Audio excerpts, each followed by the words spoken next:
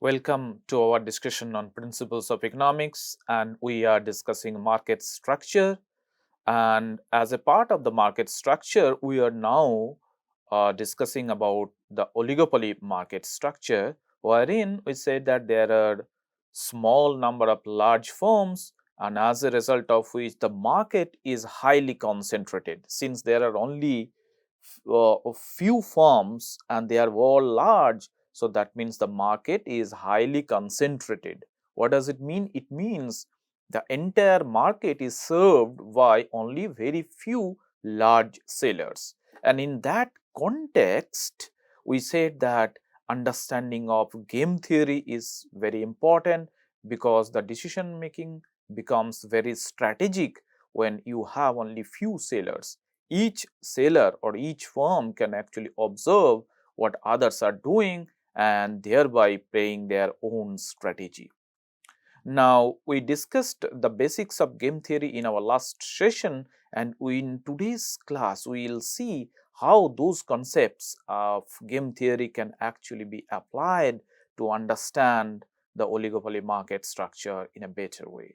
Before we proceed about game theory, little bit of on the measuring market concentration using the concentration ratios.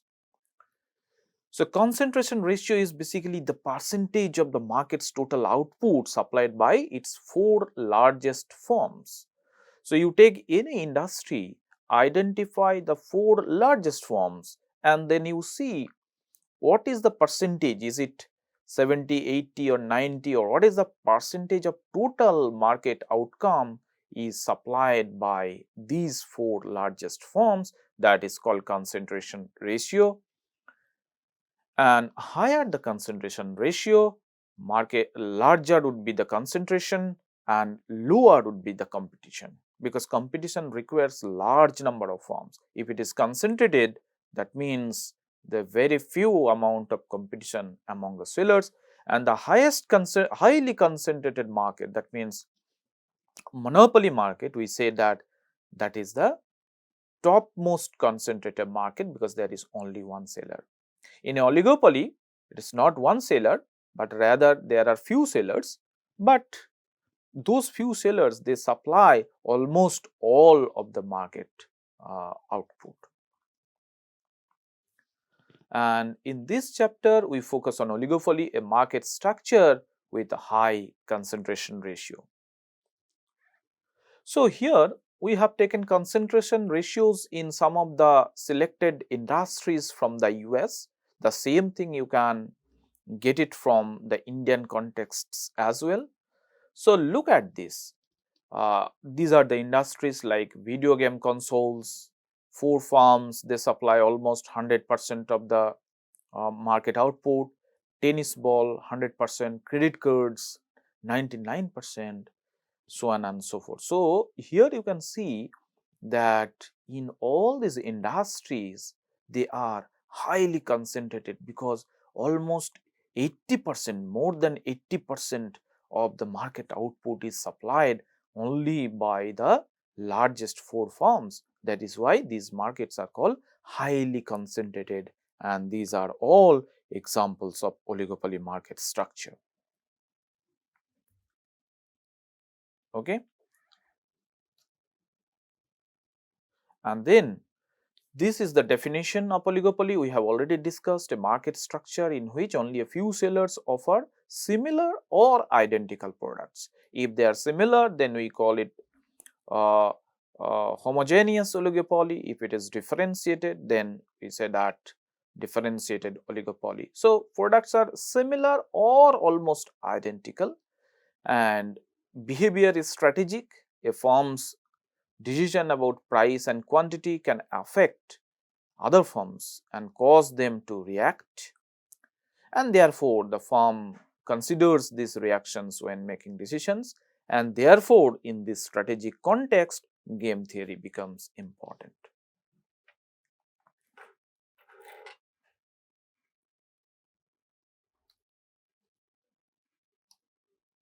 And then we are taking an example of cell phone industry, which is actually a duopoly in a small town, Why it is called duopoly? Because there are only two firms in this particular industry. So, this is the price and output uh, uh, uh, quantities of price, the figures of price and quantity. There are 140 residents in this small town, and the good is actually the cell phone service with unlimited anytime minutes and free phone also. Sometimes like Reliance and Jio, they offer the phone with the service, right? That is the service we are talking about. And then the small town's demand schedule is given here. The price and quantity relationship is basically nothing but the demand schedule, and there are two firms in this industry. One is T-Mobile and Verizon, another one is Verizon. These are the two most two largest producers or firms in cell phone industry, telecom industry in the US. And each firms, we assume their fixed cost is 0, and marginal cost is actually $10. There is no fixed cost. This is a service industry, so they have, we are assuming there is no fixed cost here. And this is the revenue, this is the cost, and this is the profit. Now, from this example, actually we can identify three things. Let us assume the firms are behaving competitively. What should be the price, quantity, and profit? Let us assume the firms are behaving like a monopolist. If you recall, in our previous session, we discussed that in oligopoly markets, sometimes the firm, they collude with each other and form a cartel and then act like a monopolists. If that is the case, what should be the monopoly price, quantity, and profit, and what should be the oligopoly price, quantity, and profit? That is what we can discuss. So, just by looking at the figure, can you identify the price, quantity, and profit when the firms, they act like competitive market? Can you identify? So, from this figure we can easily understand that what I said, that price is 10 here and marginal cost also we mentioned 10. So, that means when we say that price equals to marginal cost, then what is the profit that competitive firm earns? The economic profit is actually 0. So, from there I can easily say that this 10 and 120, this combination of price and quantity actually indicates the price quantity of the competitive market structure. And then if I ask you what is the price, quantity, and profit for a monopoly market, so you can easily understand the monopolist earns the maximum profit. So, obviously from this profit schedule you can say that 1,800 is the maximum profit that is attainable. So, that means that is the monopoly, right. So, look at here, competitive outcome is here when the profit is 0, monopoly outcome is here when you are attaining maximum profit, right. And then, so this is one possible outcome, that they will collude with each other and act like a monopolist, right. So, collusion is basically an agreement among the firms in a market about the quantities to produce or price to charge. So, Verizon and T-Mobile can come together and decide, look, instead of acting independently, let us collude with each other and charge this much price and this much output, and then we can share the market equally and share the profit equally. So, that means in our previous case, if the total profit is 1,800 and output is 60, so what they can actually make an agreement that let us produce 30 units each, that means let us serve 30 customers each, and then we will share the total profit equally among us. So, each one of us will get $900. So that is the agreement. If they can make, then they can form a collusive oligopoly which acts like a monopolist actually.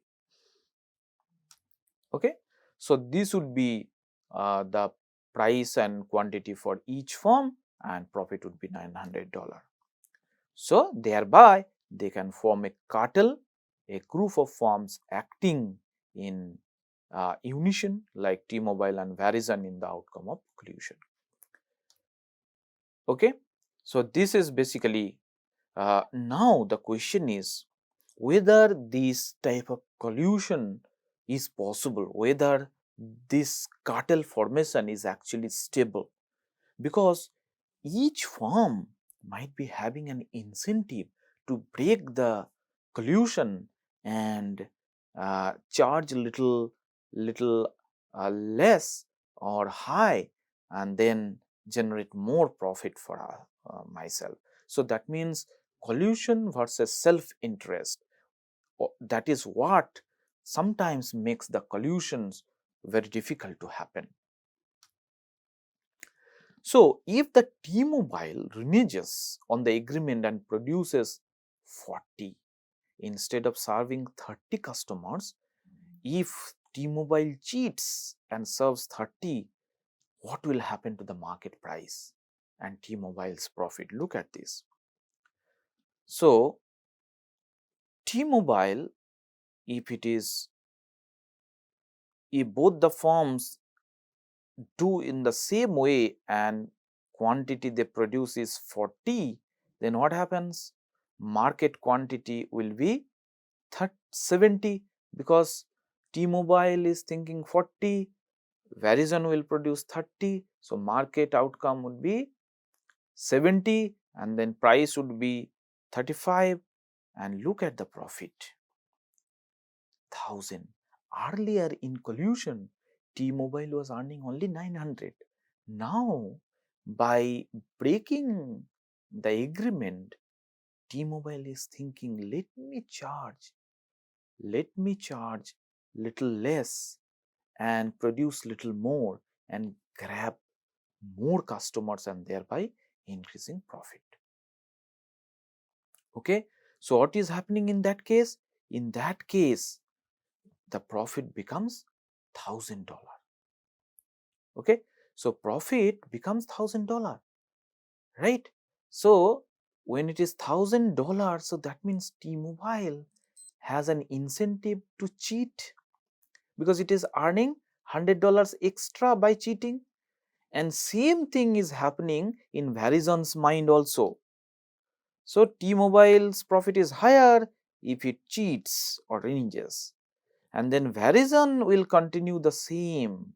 So, both the firms will cheat and they will produce 40 units each, and in that case market quantity would be 80, price would be 30, and each firm will then earn $800 of profit.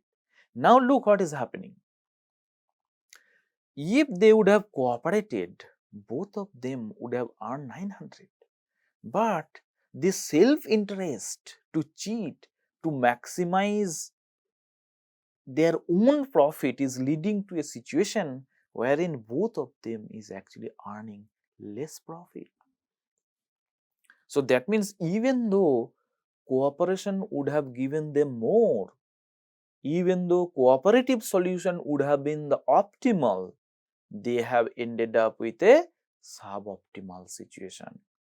And this is known as, if you recall in our previous class we discussed, this is a classic example of prisoner's dilemma, because they have a dominant strategy to cheat, to reneges from the, to break the collusion agreement. Okay, so they ended up with earning only $800 of profit each. So this is how both the firms would be better off if both stick to the cartel agreement, but each firm has incentive to renege on the agreement. So the lesson what we learn, it is difficult for the oligopoly firm to form cartels and honor their agreement, because there is always a temptation to cheat and increase their own profit. So each firm produces 40, market quantity is 80, and each firm profit is 800. So is it in T-Mobile's interest to increase its output further to 50? What will happen if it is 50? So you can easily calculate, if this is 50 and market outcome would be then 90, price would be 25 and T-Mobile's profit would be 750. So that means going for 50 is not a solution. So T-Mobile's profit is actually higher at Q equals to 40 than Q equals to 50. So T-Mobile will increase but will stop at 40, and same is true for Verizon. So that means they all, both of them will try to increase their output up to 40, not beyond that. And now look, here I am again bringing back the Nash equilibrium concept, what we have learned yesterday. This is basically a situation wherein both the players, they have taken their best decision considering the best response of the other players. So a situation in which economic participants interacting with one another each choose their best strategy given the strategies that all others have chosen. Our duopoly example has a Nash equilibrium in which each firm produce Q equals to 40. Okay. Given that Verizon produces 40, T-Mobile's best move is to also produce 40. So 40 and 40, this should be at equilibrium. Okay. So now we can actually compare the market outcomes in three different contexts. We will first consider the competitive situation, then we will come back to oligopoly, and then we will come back to monopoly. So market outcome under three different market conditions: competition, monopoly and oligopoly. Look what is happening. When firms in an oligopoly individually choose their production to maximize profit, that is the oligopoly output, which is greater than monopoly but lower than the competitive market outcome. Because if you go back to that price quantity schedule initially, what we discussed, that in competitive situation that is the maximum. Okay, that is the maximum. If you go back to our that schedule, look at here, look at here,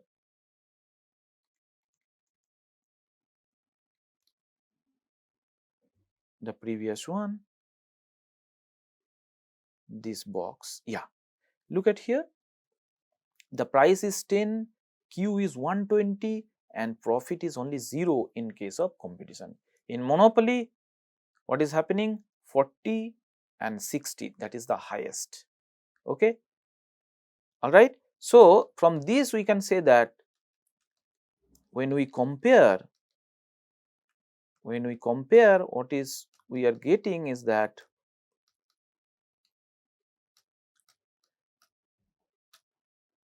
this we have discussed, and now while comparison we say that oligopoly market produces more output than monopoly but lower than the competitive market. So Q is greater than monopoly but smaller than competitive.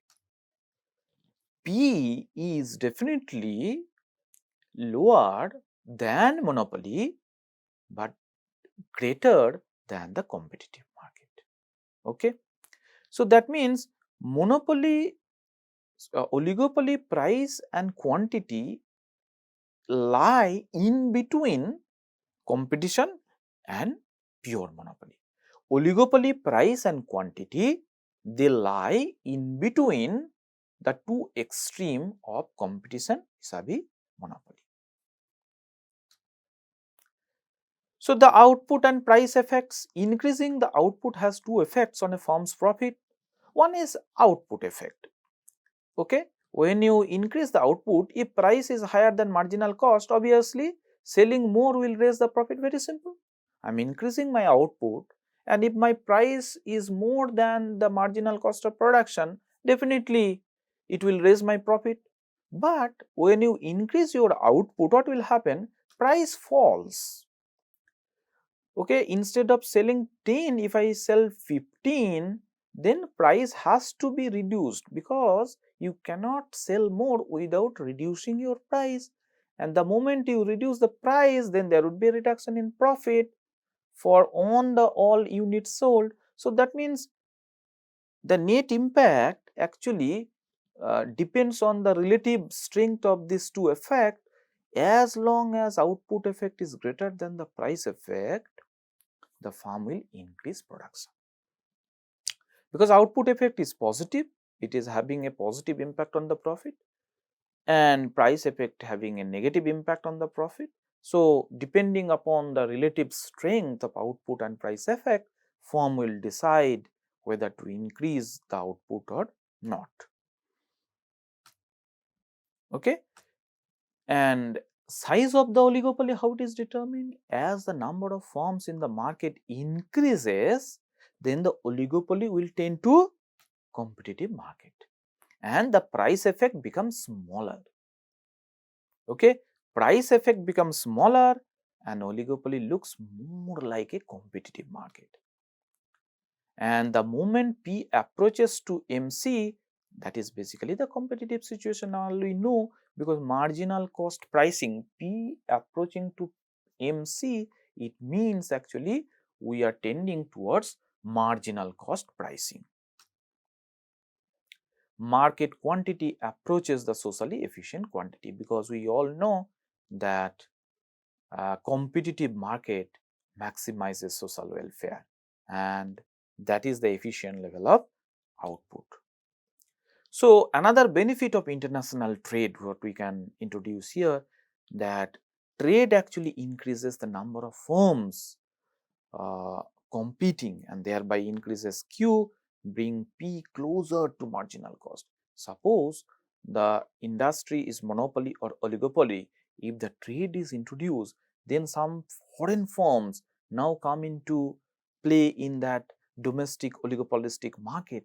Number of firms will increase, competition will increase, so that will lead to the output moving towards the competitive output, price also moving towards competitive price, and then that outcome will become the social welfare maximizing outcome. Now we will quickly apply what we have learned yesterday about the concepts of game theory, and we'll see how game theory can help us better understand the oligopoly market structure. So as we all know, game theory helps understand oligopoly and other situations where players interact and behave strategically. Okay. So dominance strategy, we discussed a strategy which is best for a player irrespective of what others does. And then we discussed about prisoner's dilemma. When both the players are having dominant strategy is in cheating, and then the dominant strategy equilibrium is Pareto suboptimal compared to the cooperative solution. Then this is an example. The police have caught the Bonnie and Clyde, the example what we have discussed yesterday, that two suspects were caught on armed robbery. Same thing is happening here. So the same example, if you confess and implicate your partner, you go free. If you do not confess but your partner implicates you, you get 20 years in prison. And if both of you confess, then you get 8 years of imprisonment each. So this is the payoff matrix. Look at this. So if Bonnie goes for confess, then what is Clyde's best decision? If Clyde goes for confess 8 years, do not confess, then 20 years. So 8 years is better than 20 years. So Clyde will confess. If Bonnie goes for silent, then what is best? If it is confess, then go free, and then do not confess mean 1 year. So obviously Clyde has a dominant strategy in confess irrespective of what Bonnie does. Same thing is applicable for Bonnie. So that means both of them, they have a dominant strategy which is confess, and therefore the equilibrium is confess and confess, right? Nash equilibrium is both these players will confess. So that means this Nash equilibrium is suboptimal, because had they not confessed, had they cooperated with each other, they would have got only 1 year of imprisonment. But look what is happening. They are getting 8 years of imprisonment. Now some examples in the market condition. Let us say that when oligopoly forms a cartel, we have already discussed the T-Mobile and Verizone's case.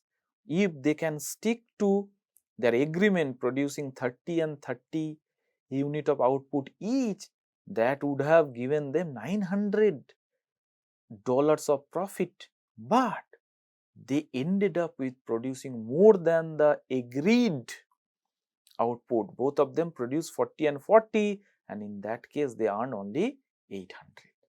So let us look at once again the payoff matrix. Look at this. 30 and 30, when they go, they earn 900 units of profit each. But each firm has a self-interest to produce more and earn more profit. Verizon is thinking, if I produce 40, then my profit would become 1000. Then why not producing 40 by making the agreement?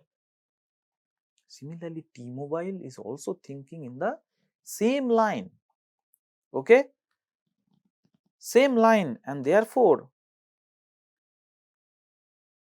both of them are actually ended up with getting, both of them ended up getting only 800 profit. So the equilibrium is 40 and 40 here, which is suboptimal compared to the cooperative solution.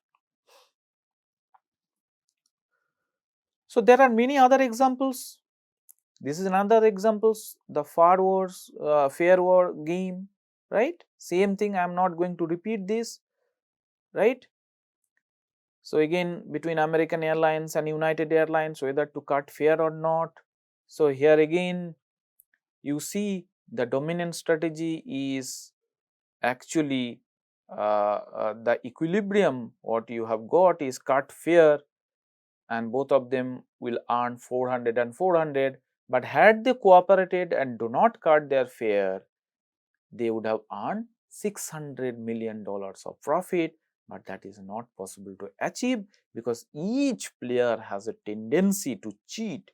Each player has a dominant strategy to break the agreement. So Nash equilibrium is both the firms, they cut their fares.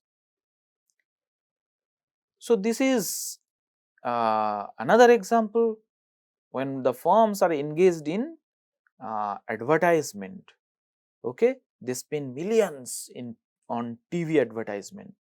So both of them actually would have earned more by not giving advertisement.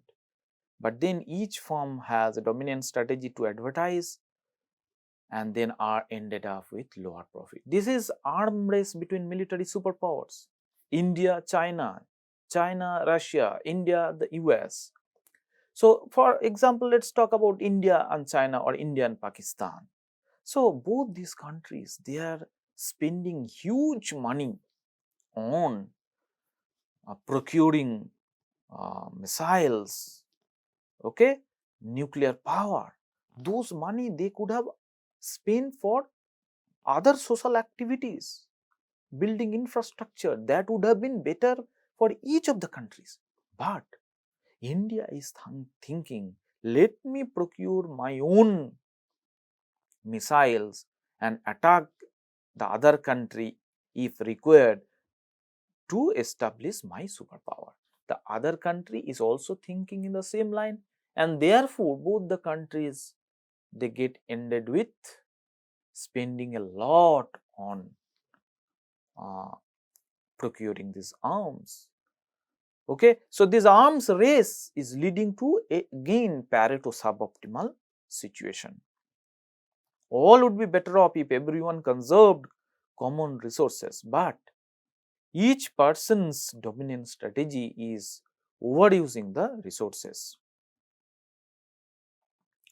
So, the non-cooperative oligopoly equilibrium is actually bad for the oligopoly firms, but you see it is better for the society, because if they cooperate, for example, Verizon and T-Mobile, they would have produced only 60 and price is better more than the competitive outcome. So, society is getting 80 when they are not cooperating and price is also lower. So, that is why this prisoner's dilemma prevents cooperation among the players and prevent their cartel formation, and therefore they act competitively, independently, and that is actually maximizing social welfare. So, in this example we saw that prisoner's dilemma is good for the society, but there are other examples where inability to cooperate actually reduce social welfare. For example, in the case of arms race, overuse of common resources. So, whether prisoner's dilemma is good for the social welfare or bad for the social welfare, that depends on the context. In one context, when the firms are actually going for a price war, that is good for the society. When the countries are going for procuring arms, then that arms race is actually bad for both the countries. This negative campaign, okay, election, when the time of election, as we all know, each candidate will try spend a lot on attacking the other candidate by giving negative campaigns. Okay, so if R runs a negative and add attacking D, then 3000 fewer people will vote for D and 1000 of these people will vote for R, but the rest will abstain.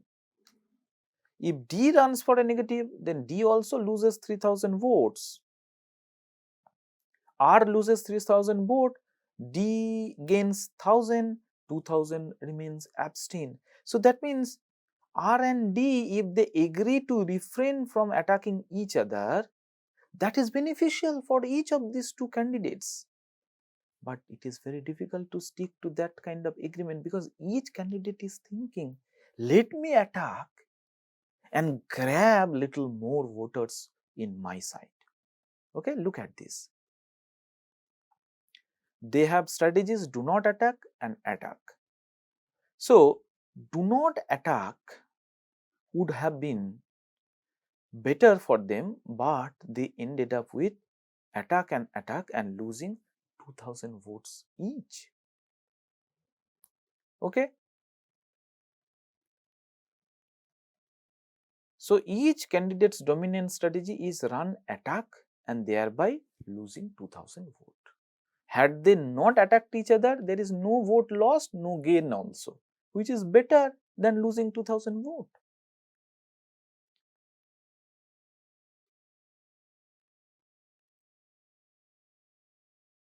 So, Nash equilibrium, both candidates run attack, effects on election outcome is none, each side adds cancel out the effect of the other side.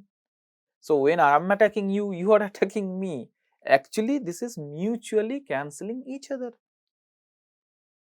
An effect on the society is also negative, because that money that candidates are spending So they are actually, they could have spent some socially welfare maximizing projects, lower voter turnout, higher apathy about politics. People think about politics is bad because they are thinking, my god, this candidate is attacking the other candidate like anything. The candidate has no respect for each other. But then the question is, why sometimes people cooperate? We have discussed about prisoner's dilemma. That does not mean that cooperation doesn't happen. Yes, it happens. And if you recall, in our previous discussion yesterday, we said that if the game repeats for multiple rounds, then there is a chance that people will cooperate. So when the game is repeated many times, cooperation may be possible, and these strategies may lead to cooperation. If your rival cheats, then you can also cheat in all subsequent rounds. So therefore, tit for tat, we have discussed yesterday. What is the public policy then towards oligopoly? So in one of our 10 principles, we say that government can sometimes improve market outcome. Can government do something to prevent this oligopoly type of situation, or can they improve the market outcome when there is oligopoly? So in oligopolies, production is too low and prices are too high compared to the competitive market, which is social welfare maximizing. So the role of policymaker is to promote competition, prevent cooperation among the firms to collude, and get the social welfare maximizing price and quantity. So the antitrust law of 890, which is called Sherman Antitrust Act in the United States, that forbids collusion between competitors. This is another antitrust law, strengthen the rights of individual damaged by the anti-competitive arrangement between firms. These are all antitrust laws designed against uh, monopoly or oligopoly. Now there are controversies. Most people agree that price fixing agreement among competitors should be illegal, because if they collude, then they are charging more than competitive price, selling less than the competitive output. Some economists are concerned that policymakers go too far when using antitrust law to stifle business practice that are not necessarily harmful and may have legitimate objectives. So we considered three such practices. Resale price maintenance, fair trade, occurs when the manufacturer impose lower limits on the price retailers can charge. So the retailers are buying their output from the wholesaler, and manufacturer or the wholesaler is saying the retailer that you can, there should be a lower limit of the price, you cannot charge lower than that, is often opposed because it appears to reduce competition at the retail level. If somebody still agreed to reduce the price, that is prevented by the manufacturer or the wholesaler. Yet in many market power, the manufacturer has the market power only at the wholesale market. Manufacturer do not gain anything from restricting the competition at the retail level. So the practice has a legitimate objective, preventing discount retailers from free riding on the services provided by full service retailers. Okay. So that means some retailers they provide servicing, some retailers they do not.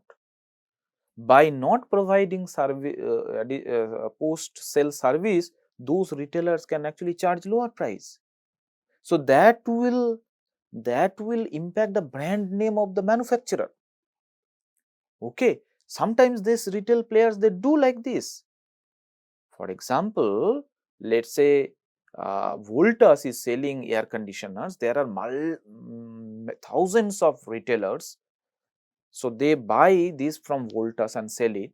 Some sellers they provide service, some sellers they do not, and they save cost, and therefore they charge little lower price without providing post sale service, and the customers they suffer.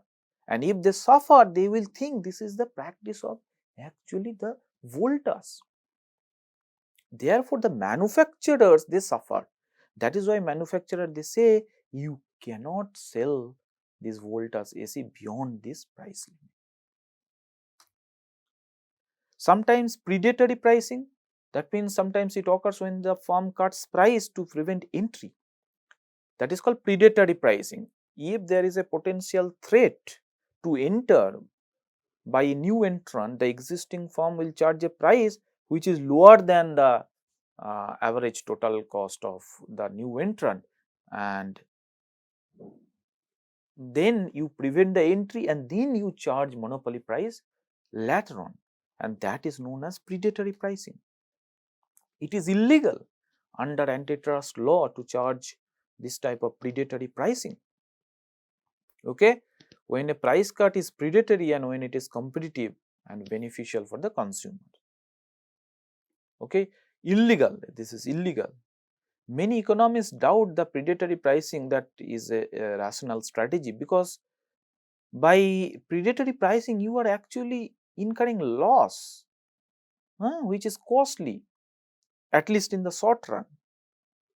So it can actually backfire later on. When you try to increase, the customers may go for others. Then this is called tying, and tying, it's an interesting example.